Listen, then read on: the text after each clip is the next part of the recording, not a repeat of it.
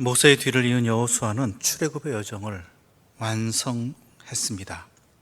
가나안 땅을 정복하고 또한 그 정복한 땅을 각 지파에게 분배까지 하였습니다. 그런데 여호수아가 진정으로 고민한 것은 그 이후였습니다.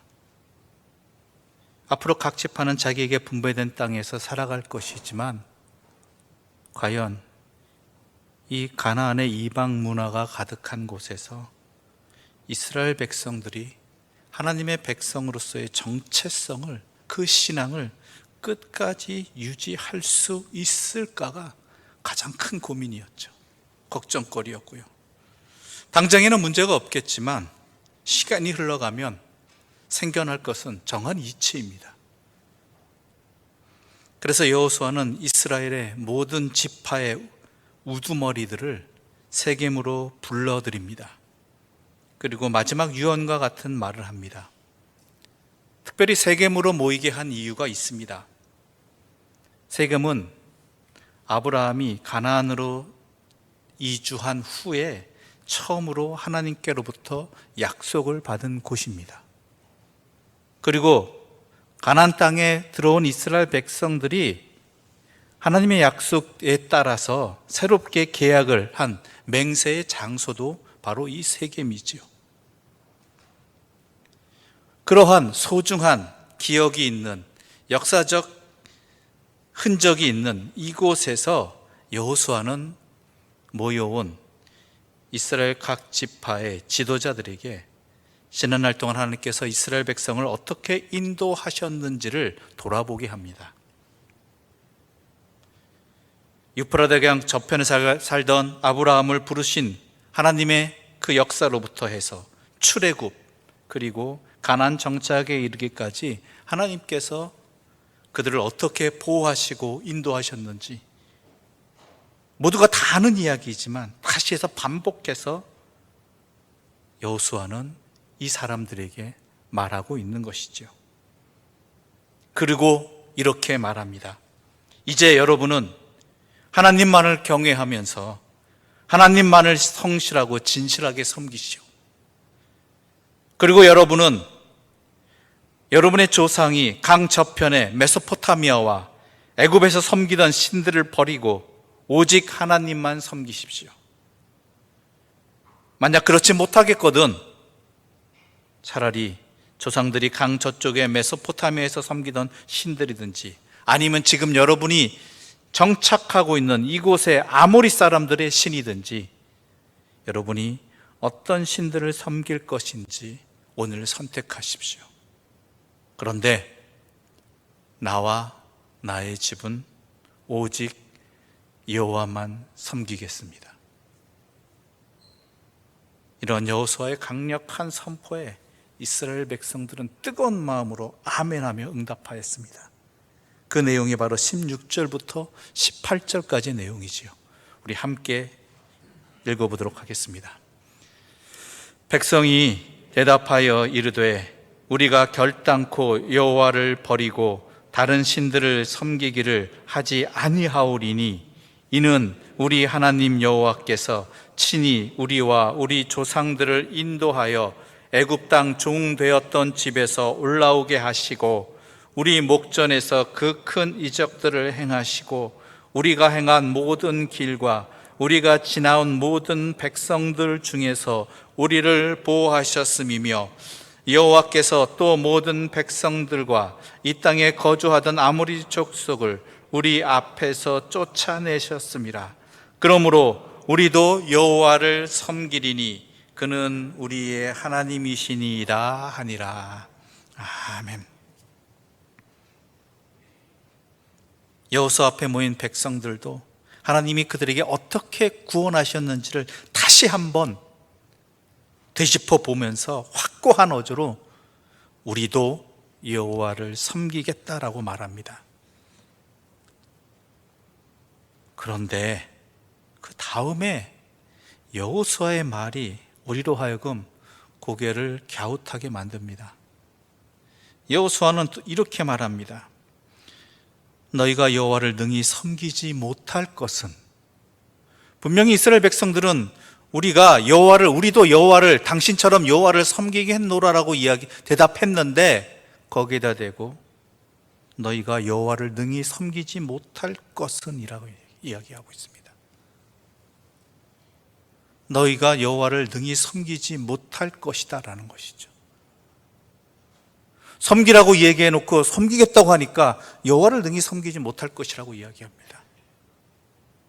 그러면서 그 이유를 하나님은 거룩하신 하나님이고 질투하시는 하나님이시기 때문이라는 것이죠.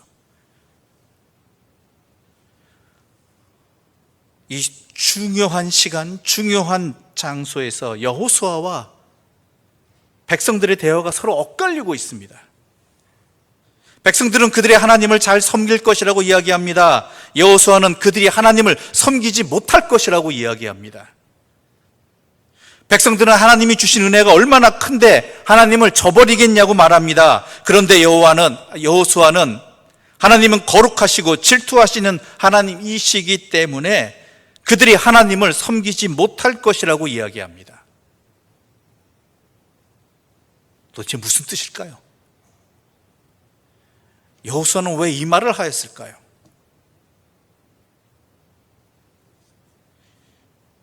여러분도 경험하셨겠지만 지난 25일 낮 11시경부터 12시 40분까지 이 땅에 커다란 사건이 하나 있었죠. 약 89분간 전국적으로 발생한 KT 인터넷 서비스 장애였습니다. 핸드폰도 안 되고 또한 인터넷에 연결된 모든 것들이 다 중단되어 버리는 상황이었죠. 이로 인해서 장사하는 사람들은 결제 시스템을 사용하지 못했고 회사들은 중요한 거래 등을 하지 못하고 하는 이러한 개인의 피해뿐만 아니라 많은 또한 기업들이 피해를 입었습니다.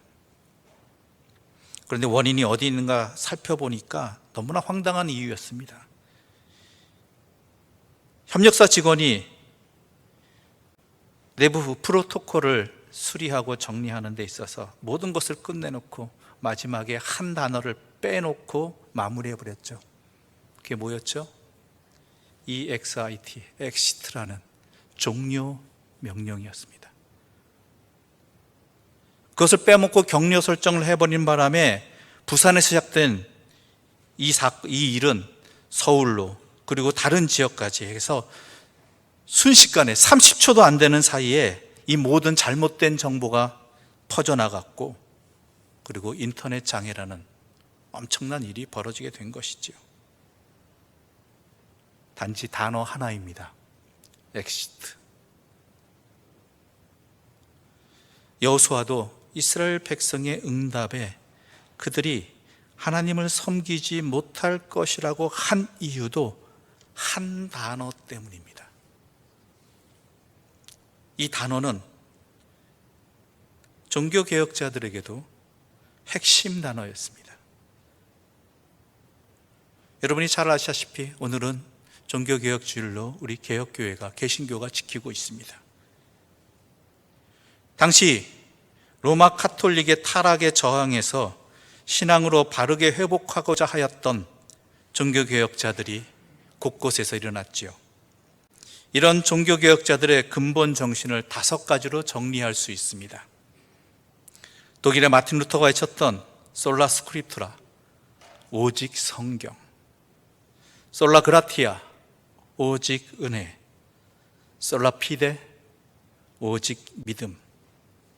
그리고 이에 더해서 프랑스의 정 깔뱅에 의해서 솔루스 크리스토스, 오직 그리스도, 그리고 솔리 데오 글로리아, 오직 하나님께 영광을, 이 5개가 종교개혁의 5대 정신이 되었던 것입니다. 이야기는 뭐가 이 정신을 왜 내었을까요? 로마 카톨릭에 성경이 없었습니까? 은혜가 없었습니까? 믿음이 없었습니까? 그리스도가 안 계셨습니까? 영광이 없었습니까? 아닙니다. 다 있었습니다.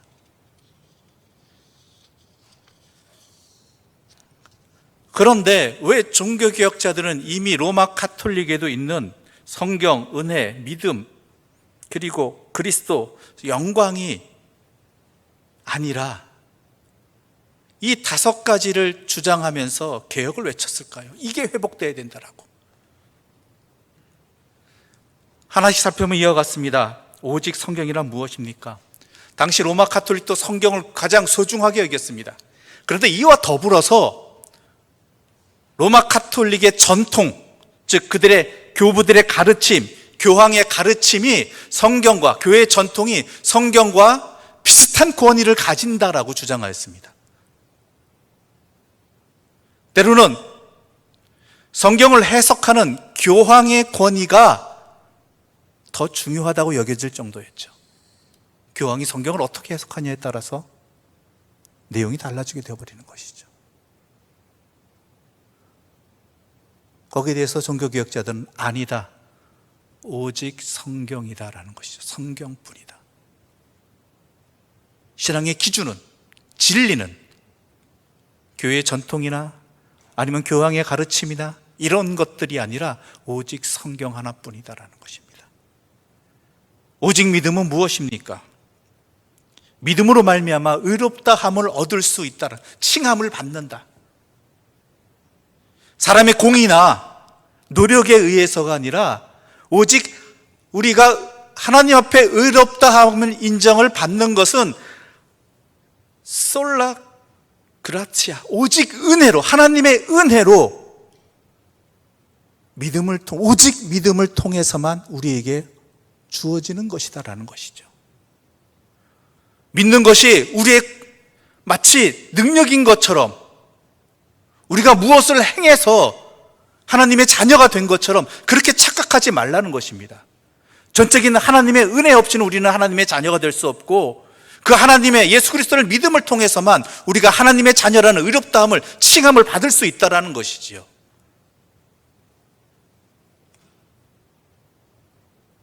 로마 가톨릭은 그렇지 않았다라는 것이죠. 오직 그리스도 외에는 다른 길은 없다라는 것입니다. 다른 방법도 없다라는 것입니다. 그러면서 이런 은혜로 말미암아 의롭다 칭함을 받은 하나님의 자녀된 자들이 인생의 목표로 삼아야 될 것은 오직 하나님께 영광을 이것 하나뿐이라는 것입니다. 우리의 궁극적인 목표는 오직 하나입니다. 오직 하나님께 영광을. 그런데 안타깝게도 오늘날 우리들의 모습과 우리 교회들의 모습은 오직 하나님께 영광을이라는 이 종교개혁의 중요한 핵심을 놓쳐버리고 있다는 것이죠. 하나님의 영광을 위해서 살지 않는데 오늘날 문제가 있다는 것입니다. 많은 사람들이 나는 하나님의 영광을 위해 산다라고 이야기합니다. 또 많은 교회들도 하나님의 영광을 위해서 이렇게 해야 되고 저렇게 해야 된다라고 이야기를 합니다. 그런데요, 그 말이 마치 어느 일부 정치인의 나는 오직 나라와 국민만을 위해서 일한다라는 말과 같게 들리는 것은 저만의 착각일까요? 정치인도 이렇게 얘기합니다. 오직 나라와 국민만을 위해 헌신하기 위해 나왔고 지금도 그렇게 일하고 있다고. 여러분 어떻게 들리십니까? 그 말이 진리로 진실하게 들리십니까? 근데 문제는 뭐냐면 본인도 그렇다고 착각하는 거예요. 내가 결단하고 말하고 행하는 모든 것들이 다 나라와 국민을 위한 것이라고 이야기합니다. 문제는 뭔지 아세요? 자기가 나라고 자기가 국민이에요. 그리스도인들도 교회들도 그렇지 않냐라는 것이죠. 하나님의 영광을 위한다라고, 하나님의 영광에 위한다고 말하는 것들이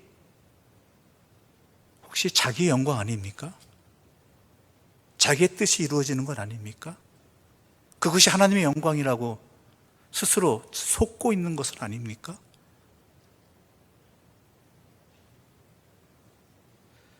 이 5가지 종교개혁의 정신에 빠지지 않고 등장하는 한 단어가 있습니다. 그게 중요한 겁니다. 그게 뭔지 아십니까? 오직.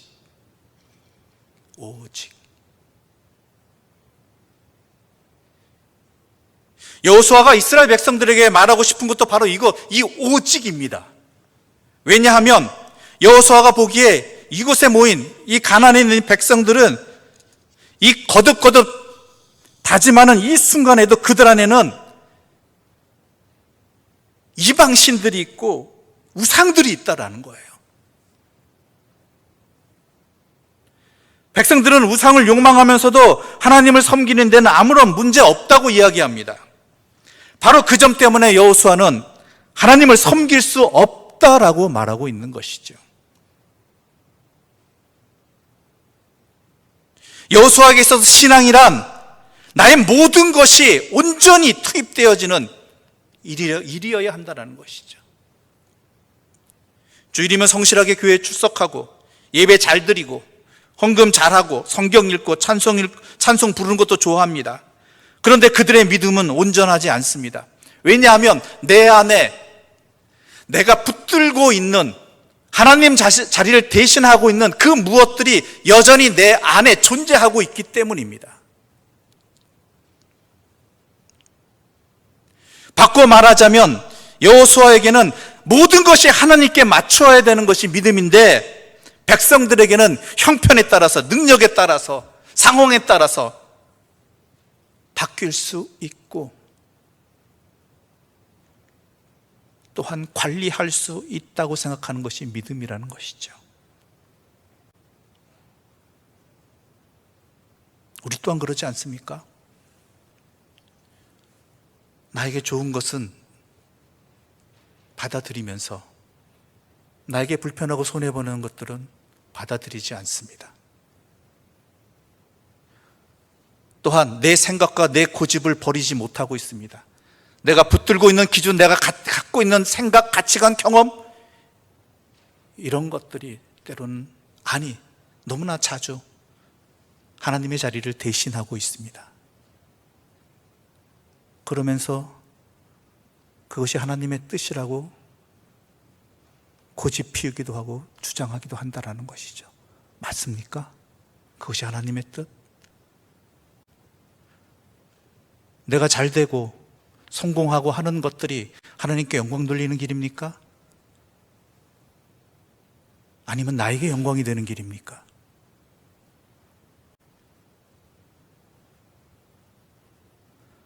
성경은 우리 안에 우상을 놔둔 채 하나님 믿을 수 없다라고 이야기합니다. 예수님 우리에게 이렇게 말씀하십니다. 사람이 두 주인을 섬기지 못한다라고. 그래서 하나님 믿는 것이 어렵다는 것입니다. 둘 다 그대로 두었다가는 믿음과 우상은 서로 충돌할 수밖에 없고 마침내는 우리의 뜻이 하나님의 뜻이 되어버립니다. 좀처럼 내 안에 있는 우상을 건드리려고 하지 아니하고 때로는 그 우상마저도 믿음으로 포장해버리는 것이 우리들의 연약함이라는 것이죠. 어쩔 수 없다라고 이야기합니다. 그게 또한 맞다라고, 다른 사람들도 그렇게 한다라고 이야기합니다.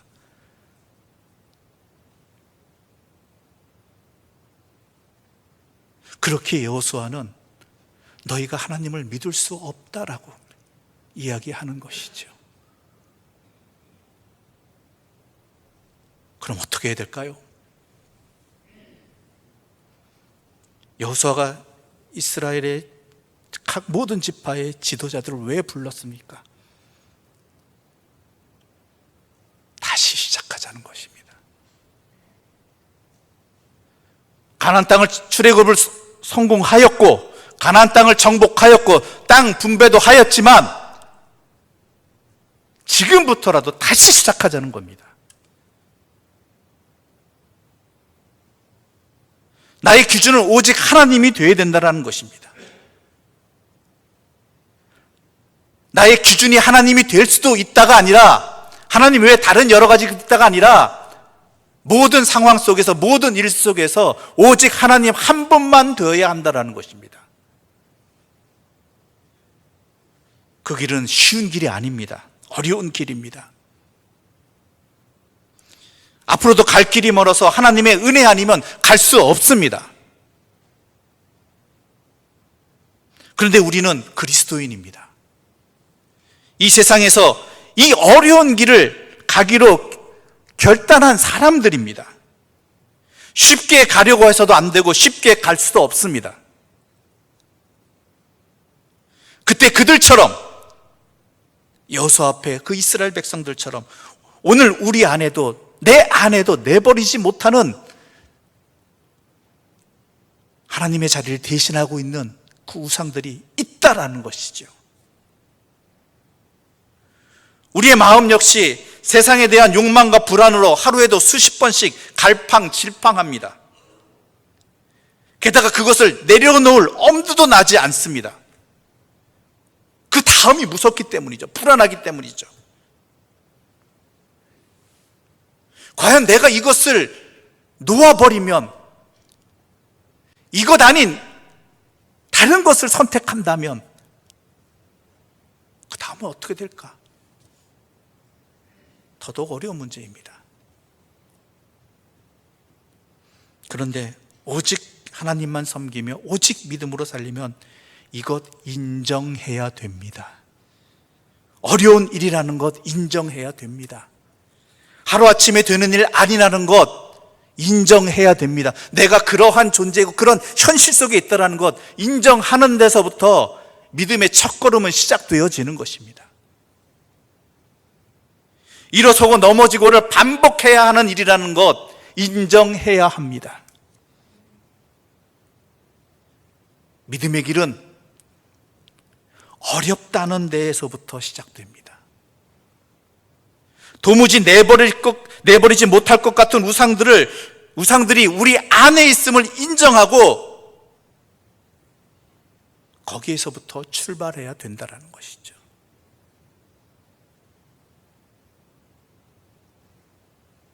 그래서 우리의 평생의 목표는 하나님의 자녀다움, 온전함을 이루어 가자는 것. 하나씩 하나씩 살펴보고 한 걸음 한 걸음씩이라도 내디져 보자는 것. 내가 태어난 목적, 내가 일하는 이유, 내 삶의 의미와 가치 등을 하나님께 두는 삶이 참된 삶이고, 같은 세상에서 남들과 함께 살아가지만 남들과 구별되게 살아야 되는 이유가 바로 여기에 있다는 것을 인정하는 것.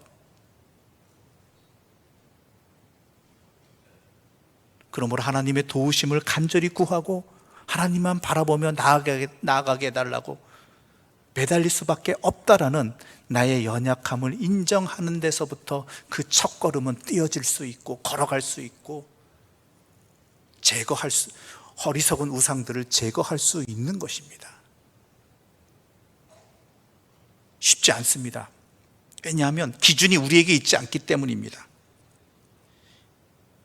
이런저런 이유로 적당하게 타협할 수 있는 것 아니기 때문입니다. 믿음에는 예외되는 영역이 없기 때문입니다. 생각, 마음, 삶 전부가 믿음의 영역이고 시간, 공간, 물질, 인간관계 이 모든 것이 믿음의 자리이기 때문입니다. 그 자리에서 하나님의 뜻을 묻고 그 뜻에 맞추어 가야 하기 때문입니다. 오직 하나님의 뜻을 묻고 오직 하나님의 뜻에 맞추는 것 하나밖에 없기 때문입니다.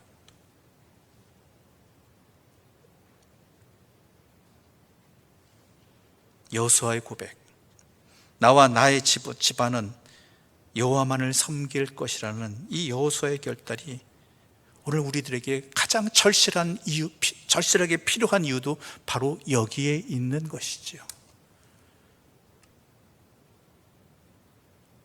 그렇지 못했다라는 것입니다. 하나님을 섬깁니다.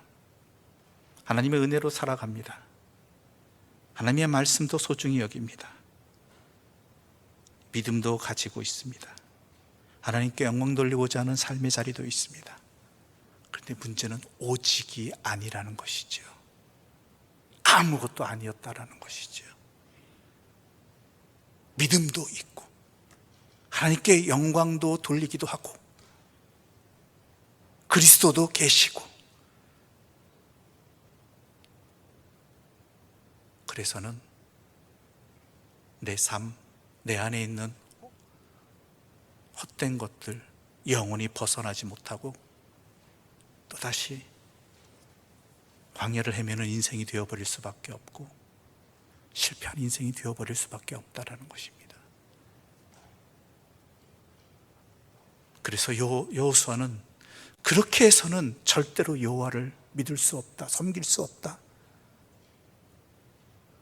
오직 진실함과 온전함으로 여호와 하나님만을, 오직 여호와 하나님만을 섬기는, 믿는 그 믿음이 있어야 된다라고, 그것을 다시금 한 걸음씩 한 걸음씩 내 안을 살펴보면서 늦더라도 끝까지 살아가자라고 결단을 촉구하고 있는 것입니다.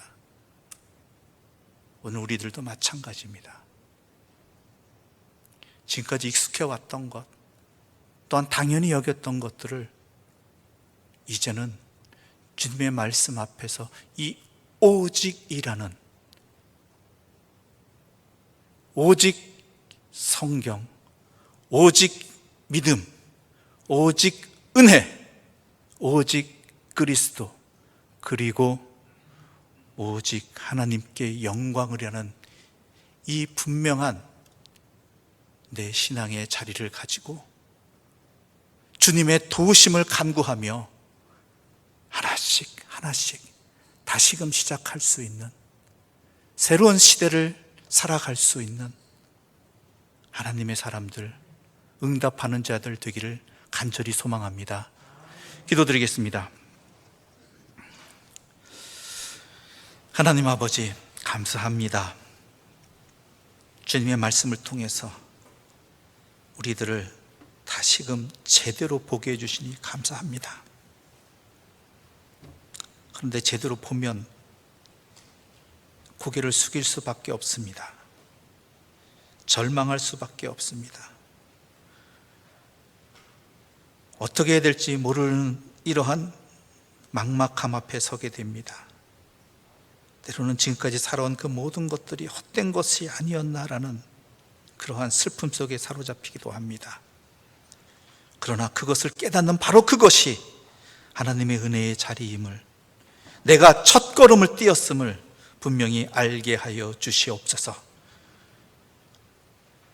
오직 하나님께 영광을 이라는 목표 아래서 오직 말씀을 붙들고 믿음으로 오직 예수 그리스도와 함께하며 신앙의 길을, 또한 내 속에 있는 헛된 것들을 모두 없애버리고 주님의 사람으로 살아가는, 그리고 우리의 인생의 목표가, 평생의 목표가 하나님의 자녀다움이 되어지는, 하나님의 교회다움이 되어지는 그러한 우리의 인생의 삶의 자리가 되게 하여 주시옵소서.